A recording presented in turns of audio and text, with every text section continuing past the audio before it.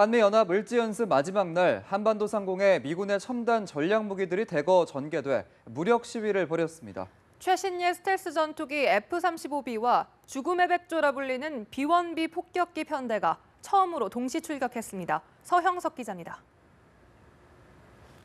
미군이 자랑하는 최신의 스텔스 전투기 F-35B 4대가 강원도 필승사격장 상공의 모습을 드러냅니다.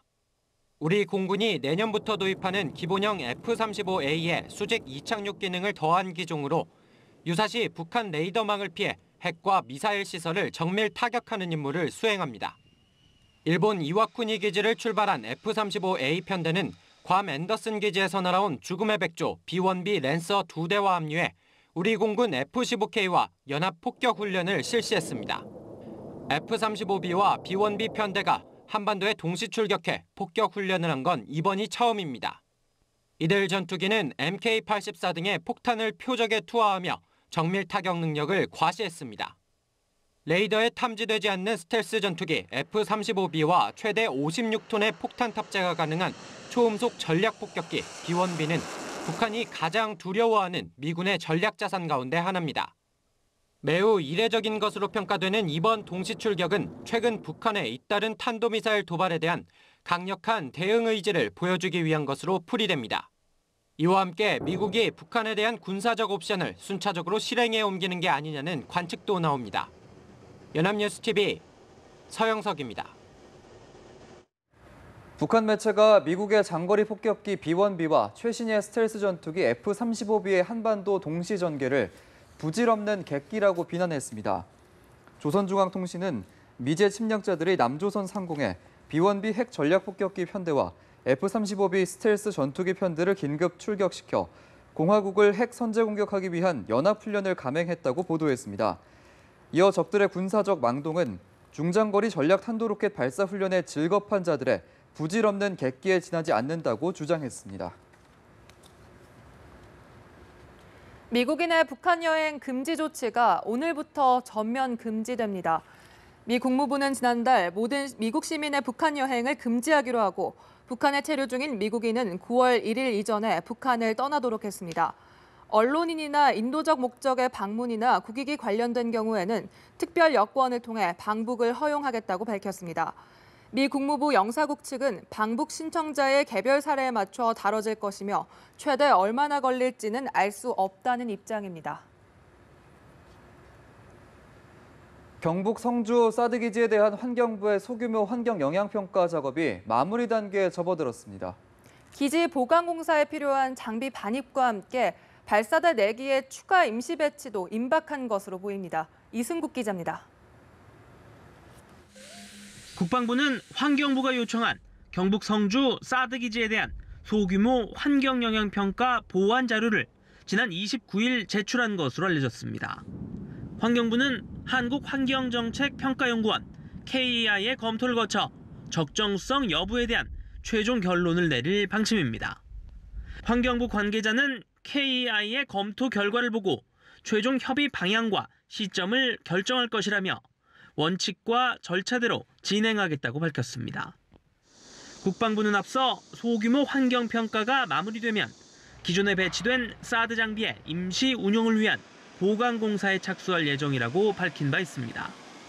발사대 4기 추가 임시 배치 역시 보강공사를 위한 장비와 자재 반입과 함께 이루어질 가능성이 큽니다. 추가 임시 배치와 장비 반입 날짜가 정해지면 공언한 대로 지역 주민들에게 먼저 알리는 절차를 거칠 것으로 보입니다. 방미 중인 송영무 국방부 장관은 지난주 사드 임시 배치를 양해해달라는 내용의 편지를 지역 주민들에게 보낸 것으로 전해졌습니다. 최근 성주 기지로 주한미군 헬기가 집중적으로 물자를 이송하는 모습이 포착된 것과 맞물려 송 장관 귀국 이후인 다음 주 중 발사대 추가 배치와 보강 공사가 이뤄질 가능성이 크다는 관측이 나옵니다. 연합뉴스TV 이승국입니다. 네, 기아차 노조가 사측을 상대로 낸 통상임금 소송 1심에서 일부 승소했습니다. 재판부는 정기 상여금은 통상임금으로 봐야 한다면서 핵심 쟁점인 신의 성실의 원칙 위반이 아니라고 판단했습니다. 김민혜 기자입니다. 장장 6년간 이어진 기아차 통상임금 1심 소송에서 법원이 근로자들의 손을 들어줬습니다. 법원은 노조 2만 7천여 명이 상여금 등을 통상임금으로 인정해 3년간 받지 못한 임금을 달라며 회사를 상대로 낸 소송에서 원고 일부 승소 판결했습니다. 재판부는 노조 측에 제기한 통상임금 범위에서 상여금과 식대는 통상임금에 해당한다고 판단했습니다.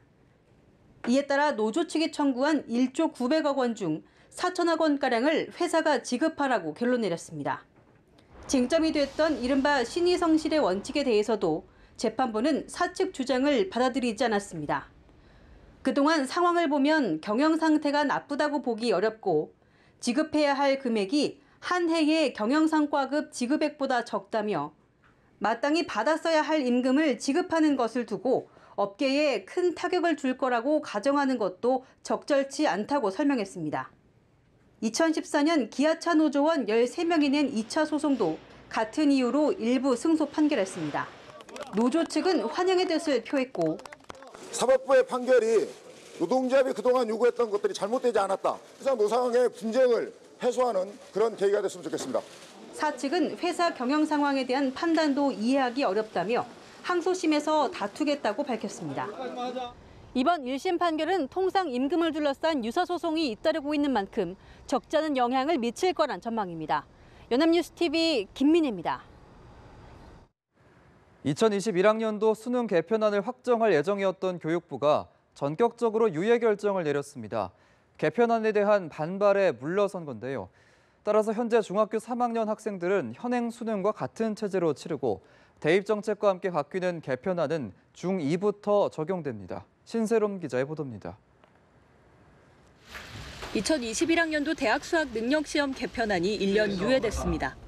교육부가 지난 10일 발표한 수능 개편 시한을 두고 4차례의 공청회를 거쳤지만 의견은 전혀 수렴되지 않았기 때문입니다. 수능 개편의 핵심인 절대평가 전환과 관련해 일부 과목에 적용하는 1안과 전 과목에 적용하는 2안 모두 거센 반발에 부딪혔습니다. 특정 안으로 확정하고 강행하기보다는 충분한 소통과 공론화 과정을 통해 합리적 대안을 모색할 필요가 있다고 판단하여 최종적으로 개편을 유예하는 것으로 결정하였습니다. 이로써 현 중2에게 적용될 수능은 기존에 제시된 개편안을 폐기하고 원점에서 재검토됩니다. 학생과 학부모 등 다양한 교육 주체가 참여하는 대입정책 포럼에서 새 정부의 교육개혁 방안을 논의한 뒤 대통령 직속 자문기구 국가교육회의 자문을 거쳐 내년 8월 최종 확정됩니다. 불공정 논란이 많은 학생부 종합전형의 공정성을 높이기 위해 대입 평가 기준 정보를 대학과 협의해 공개하고 블라인드 면접을 도입하는 방안도 제시됐습니다. 학교 생활만 열심히 해도 대학에 진학할 수 있도록 학생부 종합전형의 수능 최저학력 기준을 완화 폐지시켜 가겠습니다. 다만 끊임없이 문제가 지적된 수능 EBS 연계는 적극적으로 축소해 나가겠다는 입장입니다. 연합뉴스TV 신세롬입니다.